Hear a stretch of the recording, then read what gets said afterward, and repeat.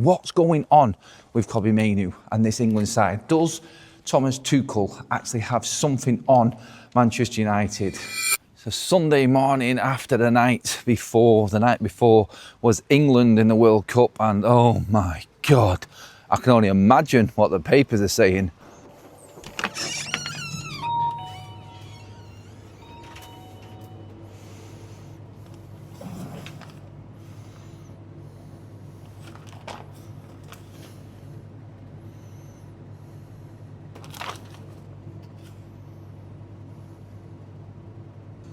I'm going to be honest, I'm quite shocked about the papers. There's a bit of a cover-up going on here.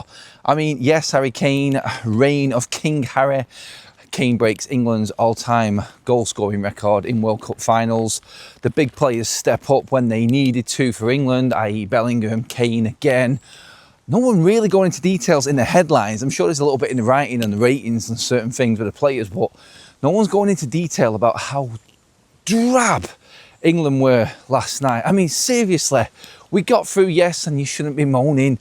You've got through 7 points. You've got a favourable draw in the round of 32. But Congo are going to be no pushovers for this England side. I swear to God that the lack of invention and creativity in this England side with the players that we've got, do we put that down on Thomas Tuchel? The big story that no one's going on about, and I'm going to bring up a story that's not been written about, and it may be United bias. You call it what you want. Get into the comment section. Where the F is Kobbie Mainoo? What's going on with Kobbie Mainoo and this England side? Does Thomas Tuchel actually have something on Manchester United? Does he have a vendetta against Manchester United? Some kind of issue? I don't know. He sat with Sir Jim Radcliffe. He spoke with him before. I just don't get it. Did that deal not go well? Did he feel like he was snubbed by Manchester United? Honestly, for him not to take Shaw and Harry Maguire in the first place and then not use Kobbie Mainoo, I don't get the Kobbie Mainoo side of things. I'm going to be honest, because England have got two players there that are very, very similar in the midfield, in Declan Rice and Elliot Anderson. And there was a perfect opportunity in that Panama game to actually play Kobbie Mainoo instead of one of the holding midfielders. So what did he do? He put Jude Bellingham back and played Rodgers. Sorry, I forgot who it was who came in then for a minute. So yeah, he played Morgan Rodgers instead. Look, I get it, but Kobbie Mainoo is a player you might need. You might need Kobbie Mainoo later on in this tournament. So why not give him the minutes to let him at least acclimatise and get some match sharpness in his legs?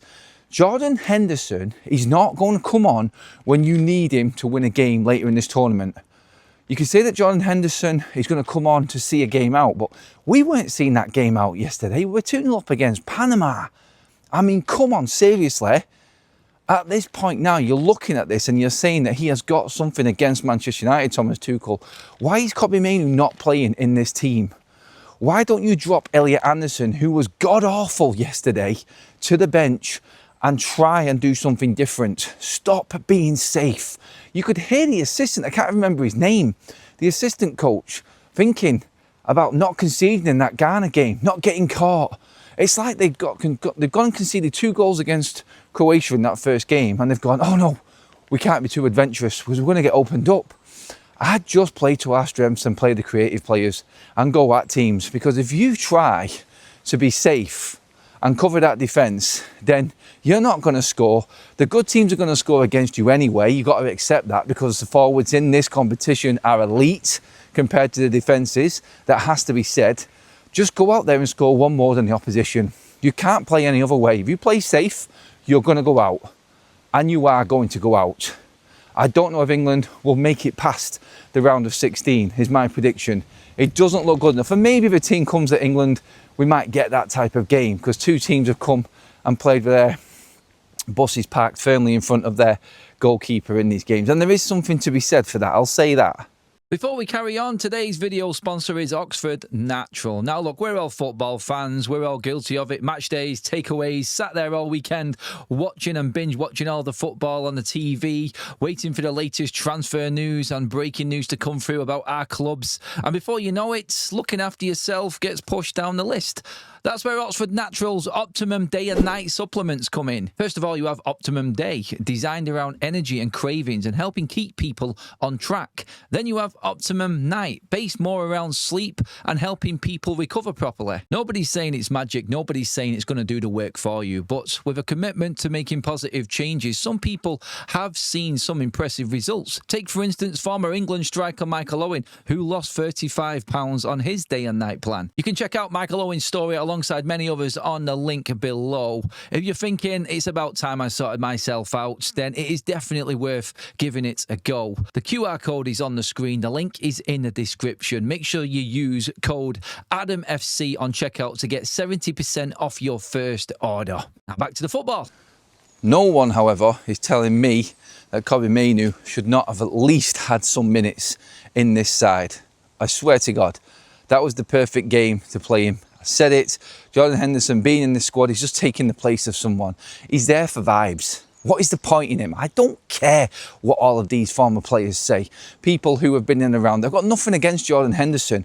He doesn't warrant being in this England side. He doesn't warrant being in ahead of other players who can make a difference. And I tell you what, if England have got their backs to the wall and they need to find a goal, and you look to your bench and you're seeing Jordan Henderson there,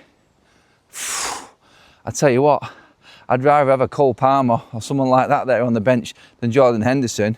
Because if he's not going to use Kobbie Mainoo, he's going to play Jordan Henderson ahead of him. I can't figure out Thomas Tuchel. Because the time for testing people out was gone. Group stages are done. Well done, England. We're through. We won the group as expected. Bare minimum. And I'll keep saying that. I need to see a lot more, because these last two games have not convinced me one bit. It has been absolutely shocking from England. And we've got away with it again, because we've got good players like Bellingham, like Kane. And nothing against Bellingham or Kane. They will stand up and they will be counted. And you could argue the point, like I've just made there, why is Mainoo not playing? Why has he played Rodgers? Well, Bellingham dropping back in proved his worth. He got the goal that opened it up. But England's wins in this tournament, the two wins we've had, the opening goals we've scored have all been from set pieces. So Bellingham didn't create anything. He was just there. He was just there, and set pieces have taken the pressure off. Set pieces count. We know this from the Premier League season, for God's sake. Like, they are massively important, but they do take the pressure off and allow England to play a bit more. If we don't score that opening goal, England struggle, really struggle.